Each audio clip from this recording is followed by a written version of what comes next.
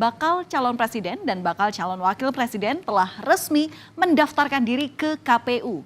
Pulau Jawa diprediksi jadi tempat paling sengit bagi para calon presiden dalam berkompetisi.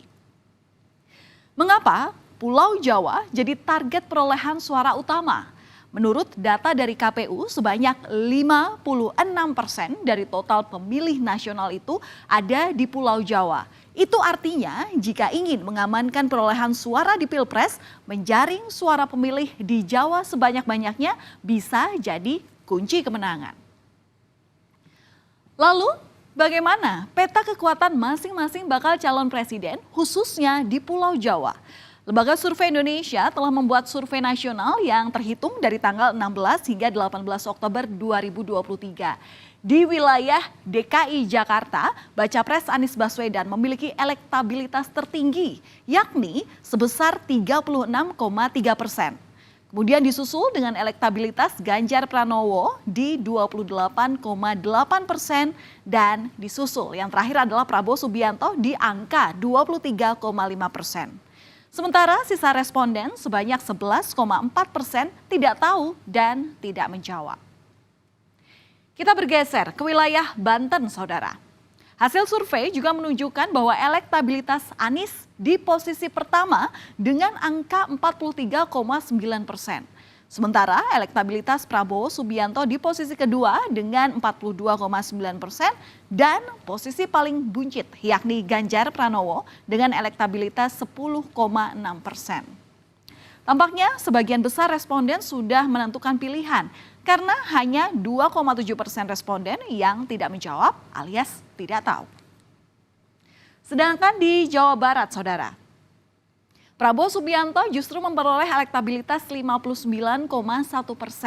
Lalu Anies Baswedan dengan perolehan suara 22%, sementara Ganjar Pranowo memperoleh elektabilitas sebesar 12,8%. Sisanya sebanyak 6,1% suara menjawab tidak tahu.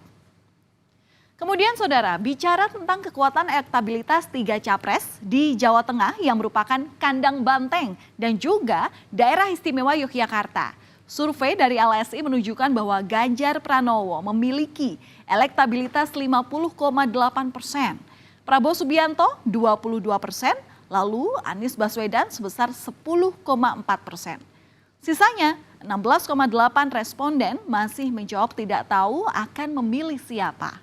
Bacapres Ganjar Pranowo di sini optimistis memastikan bahwa Jawa Tengah akan tetap menjadi lumbung suara PDIP meski Prabowo turut menggandeng Wali Kota Solo Gibran Rakabuming Raka sebagai bacawa pres untuk menjaring suara pemilih Jawa Tengah. Dari kandang banteng, sekarang kita lihat kekuatan elektabilitas di Jawa Timur yang mana itu merupakan basis suara NU yang juga jadi rebutan. Elektabilitas Ganjar Pranowo sebesar 50,2%. Lalu Prabowo Subianto dengan elektabilitas 27,4% serta Anies Baswedan dengan elektabilitas 11,9%.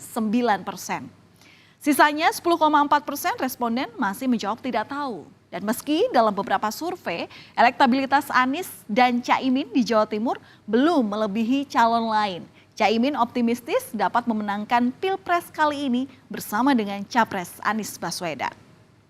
Lalu bagaimana elektabilitas ketika 3 capres ini dipasangkan dengan cawapresnya? Dari hasil survei LSI yang dilakukan pada tanggal 16 sampai dengan 18 Oktober, elektabilitas Prabowo dengan Gibran Rakabuming Raka memperoleh elektabilitas sebesar 35,9%. Lalu pasangan Ganjar Pranowo Mahfud MD dengan elektabilitas 26,1%. Kemudian yang terakhir, Anies Baswedan dan juga Muhaimin Iskandar sebesar 19,6%. Sisanya ada 18,3% menjawab tidak tahu. Nah, suara-suara pemilih yang belum menentukan pilihan ini akan jadi potensi untuk diperebutkan dan mendulang suara. Dan pemirsa, Ketiga pasang baca pres dan juga bacawa pres sudah menyiapkan strategi lewat adu gagasan dan juga visi misi untuk jadi senjata pamungkas agar bisa menang di Pilpres 2024. Pasangan Anies dan Caimin yang sudah lebih dahulu deklarasi mengusung misi untuk membawa gagasan perubahan untuk Indonesia.